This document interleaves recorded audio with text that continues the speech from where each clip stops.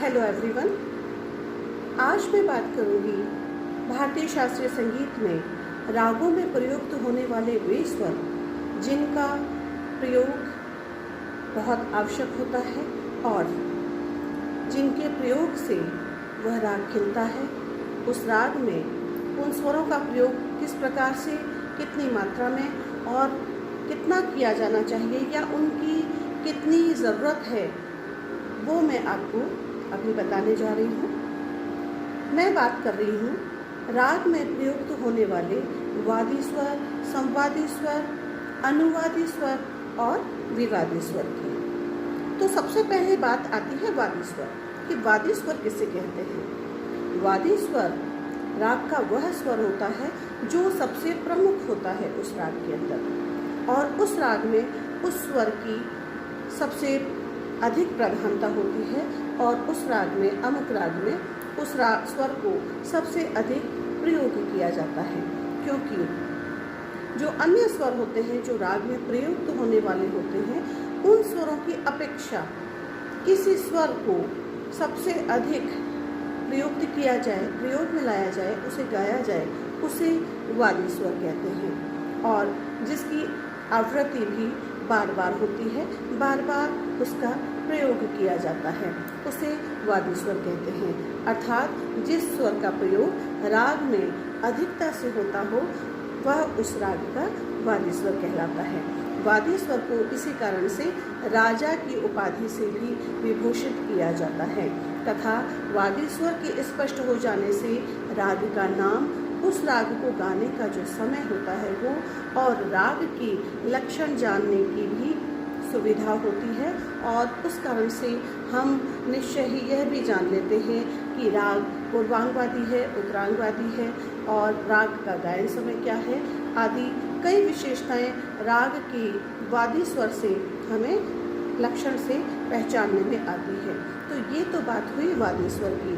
अब मैं बात करती हूँ संवादी स्वर की। संवादी स्वर किसे कहते हैं? वादी स्वर से कम, वादी स्वर से कम किंतु अन्य स्वरों से अधिक व्यवहार में जो आने वाला स्वर है वह संवादी स्वर कहलाता है। संवादी स्वर को मंत्री की उपाधि दी गई है। तो आप जब भी राग का विवरण याद करते होंगे तो आपने निश्चय ही देखा होगा कि वादी स्वर और संवादी स्वर, इन दो को प्रमुखता से हमें वर्णन में भी बताना होता है कि इस राग का वादी स्वर और संवादी स्वर क्या है। और यही दो स्वर हैं वो बहुत प्रमुख होते हैं।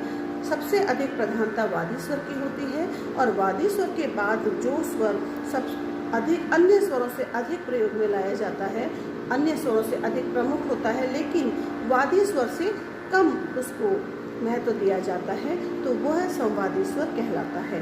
तो इस प्रकार से वादी स्वर और संवादी स्वर बहुत महत्व रखते हैं किसी भी राग में। और इसी कारण से जब वादी स्वर को राजा की और संवादी स्वर को मंत्री की उपाधि से विभूषित किया गया है। अब आगे चलते हैं और मैं बात करती हूँ अनुवादी स्वर की। तो जब वादी स्वर और संवादी स्वर, इन दो स्वरों के अतिरिक्त जो राग में बाकी नियमित जो स्वर होते हैं उन्हें अनुवादी स्वर कहते हैं। इन स्वरों को सेवकों की उपमा दी गई है क्योंकि वे वादी स्वर और संवादी स्वर से कम प्रयोग में लाए जाते हैं, इसलिए इन्हें अनुवादी स्वर कहा जाता है और इसी कारण से इसे सेवकों की उपमा दी गई है। अब मैं बात करती हूँ विवादी स्वर की। तो जिस स्वर को लगाने से राग की हानि होती है उसे विवादी स्वर कहते हैं। जैसा कि नाम से ही स्पष्ट है, विवादी, जो विवाद उत्पन्न करे उसे विवादी स्वर कहा जाता है। अर्थात वह स्वर उस राग में नहीं लगता, उस राग में वर्जित होता है, उस राग में मतलब उसे प्रयोग में नहीं लाया जाता।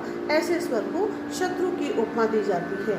किंतु कुछ राग ऐसे भी होते हैं जिसमें कुशल गायकों द्वारा किसी राग में ऐसे स्वर का भी प्रयोग किया जाता है बड़ी कुशलता से कि वह स्वर उस राग में नहीं लगने के बावजूद भी उसे लेना बहुत ही सुंदरता से, कुशलता से बहुत माधुर्य लगता है। तो उसे वर्जित स्वर भी कहते हैं, यानी विवादी स्वर, वर्जित स्वर। ऐसे स्वर का प्रयोग करके राग रक्ति संभालना बहुत मुश्किल काम होता है, जो कुशल गायक वादकों के द्वारा ही संभव है, क्योंकि उसके बिना और हर राग में हम विवादित स्वर का, वर्जित स्वर का प्रयोग नहीं कर सकते। कुछ राग ही ऐसे होते हैं जिस पर वर्जित स्वर को भी कुछ एक पर्टिकुलर स्वर समुदाय में प्रयोग करने पर वह बहुत सुंदर लगता है। तो इस प्रकार से वादी स्वर, संवादी स्वर, अनुवादी स्वर और विवादी स्वर, इन स्वरों का किसी भी राग में बहुत महत्व होता है। ये इनकी क्या परिभाषाएं थी, क्या इनका प्रयोग होता है, किस प्रकार से प्रयोग होता है और किस स्वर को प्रधानता ज़्यादा और किस स्वर को कम दी जानी चाहिए, इन सभी के बारे में मैंने आपको बताया। तो आप इसके अनुरूप ही वादी, संवादी, अनुवादी और विवादी, इन स्वरों को आप इसके अनुरूप ही याद करें कि इन्हें क्या कहते हैं और इनका किसी भी राग में किस प्रकार से महत्व रहता है। Thank you.